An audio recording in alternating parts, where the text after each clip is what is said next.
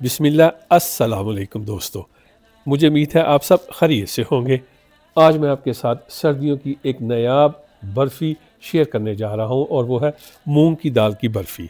ये एक इंतहाई लज़ीज़, मज़ेदार और घरेलू नुस्ख़ा है जो मैं आपके साथ शेयर करने जा रहा हूँ।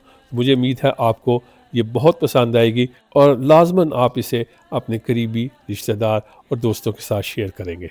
तो यहाँ पे मैंने 1 किलो दाल को अच्छे से पहले धो लिया था और उसे खुश्क भी कर लिया था, लेकिन फिर भी इसमें थोड़ी-सी नमी रह जाती है, तो इसलिए मैं उसको रोस्ट कर लूँगा ताकि इसमें बिल्कुल नमी ख़त्म हो जाए।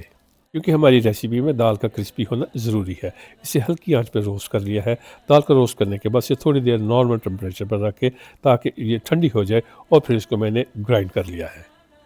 ताकि आप देख सकते हैं कि मैंने इसे ग्राइंड करके बिल्कुल पाउडर नहीं बनाया, बल्कि इसको मैंने मोटा-मोटा रखा है, जिसे हम दादड़ भी कहते हैं। और फिर यहाँ पे मैंने आधा किलो चीनी को 2 दफ़ा ग्राइंड किया है ताकि वो बिल्कुल पाउडर बन जाए। ये आगे मैं आप जाके आपको बताऊँगा कि हमारी रेसिपी में इसका इस्तेमाल किस तरह होगा। यहाँ पे मैंने 10 ग्राम गूंद ले ली है और फिर उसके हल्का-सा रोस्ट करने के बाद इसे भी मैं ठंडा करके ग्राइंड कर लूँगा और इसको भी मोटे-मोटे दाने में रखूँगा, जिसको आप ग्रेवल्स भी कह सकते हैं, और इसका पाउडर बिल्कुल नहीं बनाना।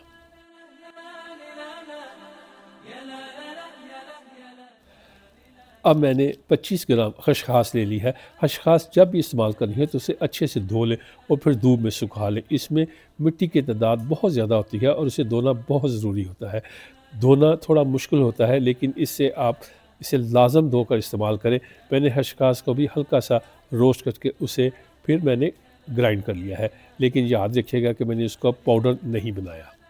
अब मैंने 1 चम्मच घी को गर्म करके उसमें बादाम, मूँगफली और पिस्ता रोस्ट कर लूँगा। यहाँ पे बादाम की तादाद 75 ग्राम, मूँगफली 50 ग्राम और पिस्ता भी 50 ग्राम मैंने इस्तेमाल किया है। इनको हल्का-सा रोस्ट करके ताकि ये अच्छी तरह पक जाएँ, तो ये खाने में फिर बहुत ही लज़ीज़ और ग्राइंड करने में भी बहुत आसानी से हो सकते हैं। जब हमारा ड्राई फ्रूट रोस्ट हो चुका है, तो अब मैं उसमें फूल मखाने 10 ग्राम और सफ़ेद तिल 10 ग्राम ये शामिल कर लूँगा और फिर इनको हल्का-सा रोस्ट करने के बाद इन सब को उतार के ठंडा कर लूँगा और उसके बाद मैंने इनको भी ग्राइंड करना है, लेकिन ग्राइंड जो है वो पाउडर नहीं बनाना, इनको मोटा-मोटा ही रखूँगा।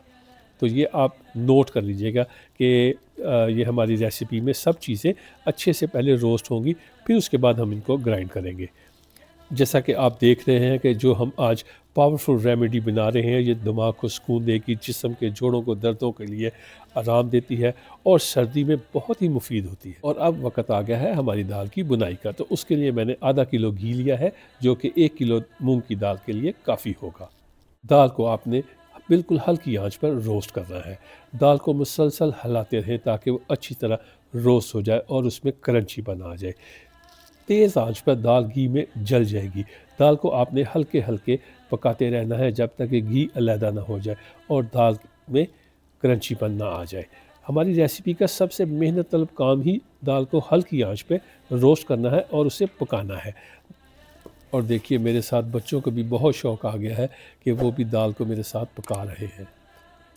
मुझे उम्मीद है आज की रेसिपी आपको पसंद आ रही होगी। अगर आपको मेरी आज की रेसिपी पसंद आई है तो इसे लाइक करें, सब्सक्राइब करें और शेयर कीजिएगा। और जैसा कि आप देख सकते हैं कि हमारी दाल आहिस्ता-आहिस्ता थिक होना शुरू हो गई है और यही हमारी दाल के पकने की एक बेहतरीन निशानी भी है। जैसे ही घी अलहदा हो जाए और दाल में क्रंचीपन आ जाए और उसमें कच्चापन बिल्कुल ख़त्म हो जाए, तो फिर आपने पहले से की हुई ग्राइंड चीनी इसमें शामिल कर लेनी है। ग्राइंड की हुई चीनी का फ़ायदा ये है कि वो अपना क्रंचीपन नहीं देगी और जैसे भी आप दाल को खाएँगे तो उसमें सिर्फ़ दाल का ही क्रंचीपन आएगा और जो हमने पहले से ग्राइंड कर लिए थे ड्राई फ्रूट, उनका क्रंचीपन आएगा। तो चीनी जो है वो बिल्कुल पाउडर की सूरत में ही हमेशा शामिल करें। ये दाल ताकत का ख़ज़ाना है और जिस्म को तंदुरुस्त और तवाना बना देती है। अगर आप इसकी एक भी बाइट लेते हैं तो ये आपके जिस्म का दर्द, पट्ठों का दर्द, कमर का दर्द और मसल्स की कमज़ोरी को दूर कर देती है। क्योंकि हमारी दाल पहले से ही तैयार हो चुकी है, अब इसको चीनी को मिक्स करने के बाद हम इसको ज़्यादा देर तक नहीं पकाएंगे और अब हम इसमें अपनी पहले से ग्राइंड किए हुए खसखस, गूंद और ड्राई फ्रूट को शामिल कर लेंगे और फिर उन्हें अच्छे से मिक्स कर लेंगे। चूँकि अब हमारी दाल तैयार हो चुकी है, तो हम इसे ज़्यादा देर के लिए नहीं पकाएंगे।